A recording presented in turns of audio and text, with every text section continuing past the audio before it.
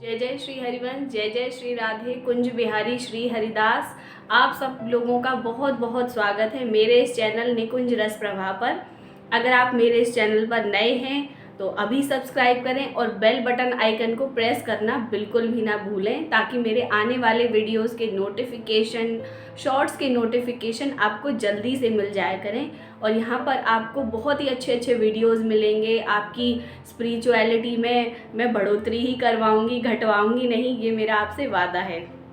जैसा कि हम हर बार किसी नए भक्त की कथा लेकर आते हैं और ब्रज के भक्तों की कथा चल रही थी, पर इस बार मैं ब्रज के भक्त की कथा लेकर नहीं आई हूँ। मैं इस बार एक ठाकुर की कथा लेकर आई हूँ जो कि काफ़ी दूर से हैं और आप लोगों ने उनका नाम शायद ही सुना होगा। कुछ लोगों ने सुना होगा, कुछ ने नहीं सुना होगा। तो इन ठाकुर का नाम है ठाकुर रणछोड़।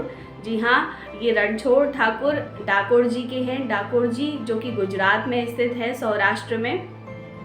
जैसे कि हमारे द्वारिकाधीश हैं उसी तरह ही डाकोर जी हैं। डाकोर जी भी वही हैं जो कि द्वारिकाधीश हैं। और उसकी कथा मैं आपको बताती हूँ कि एक रामदास बोडाना नाम के एक भक्त थे जो कि हर एकादशी को पैदल यात्रा के द्वारा द्वारिका जाते थे, द्वारिकाधीश का दर्शन करते थे, निर्जला एकादशी व्रत करते थे, सारी एकादशी, और वहाँ पर रात को जागरण करते थे, जैसा कि हम आजकल बिल्कुल भी नहीं करते हैं। वरना एकादशी का नियम है कि जिस दिन आप एकादशी रखें उसकी पूरी रात आप जागरण करें और द्वादशी के दिन सुबह पारण करें।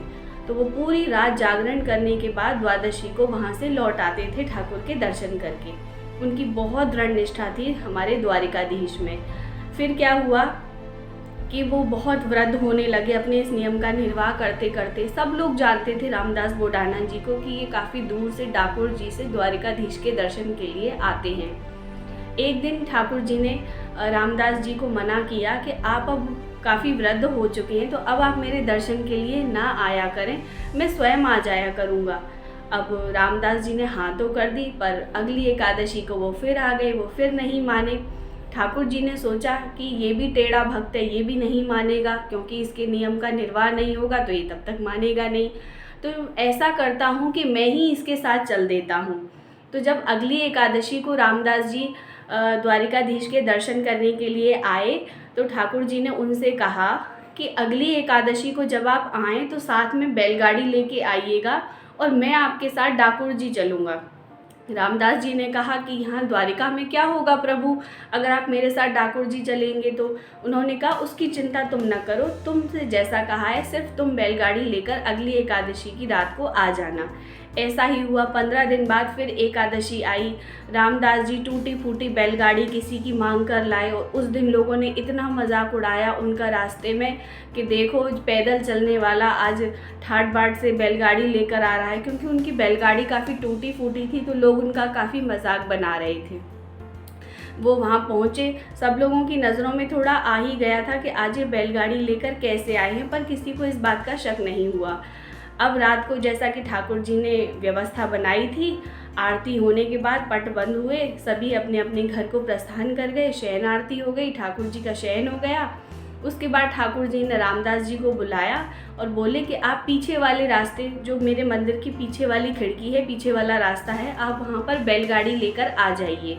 रामदास जी ने वैसा ही किया और वो मन में अंदर से काँप भी रहे थे कि इतना बड़ा पाप, जब सुबह कोई नहीं देखेगा तो क्या होगा। उन्होंने कहा कि प्रभु जब सुबह मंगला के लिए गुसाई लोग आएंगे, वो नहीं देखेंगे आपको तो क्या होगा। बोले उसकी चिंता तुम मत करो रामदास, उसकी चिंता करने के लिए मैं हूँ।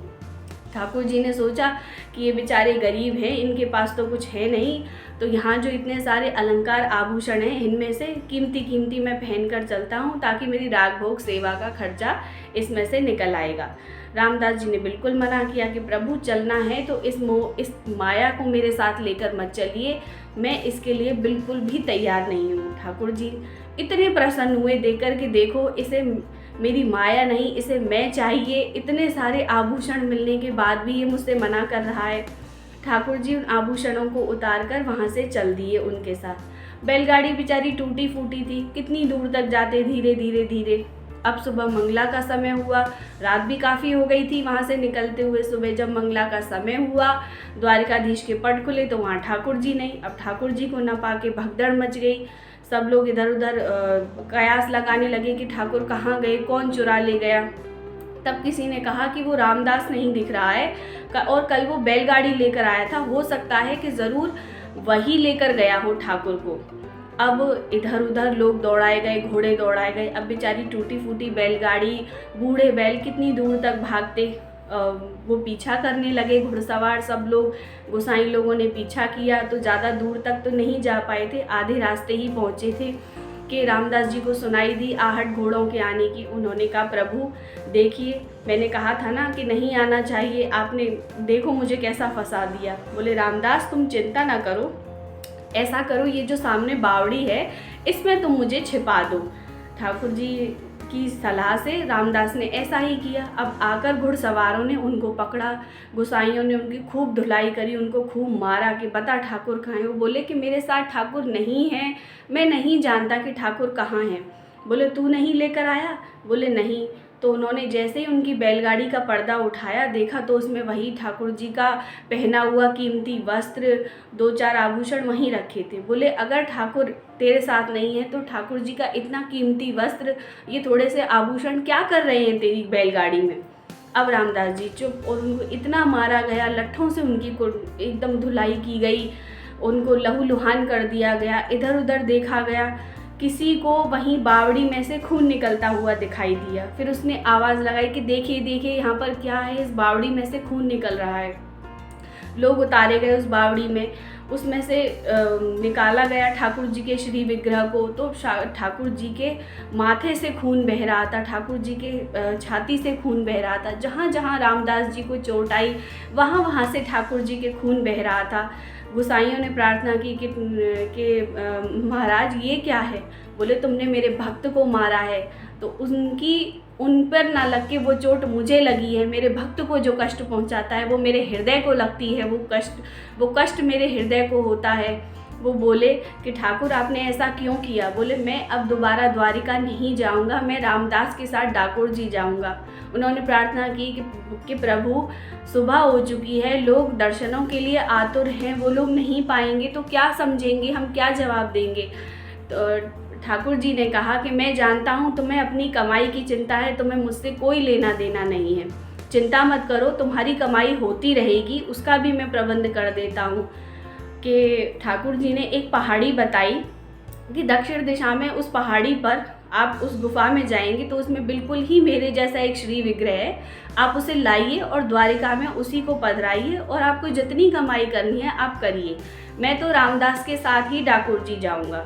वो लोग फिर भी न माने, क्योंकि ठाकुर जी से उन्हें भी कुछ लालच था, दर्शनों का नहीं, भक्तों का नहीं, उन्हें धन संपदा का था कि ठाकुर जी शायद इसके बदले कुछ दें।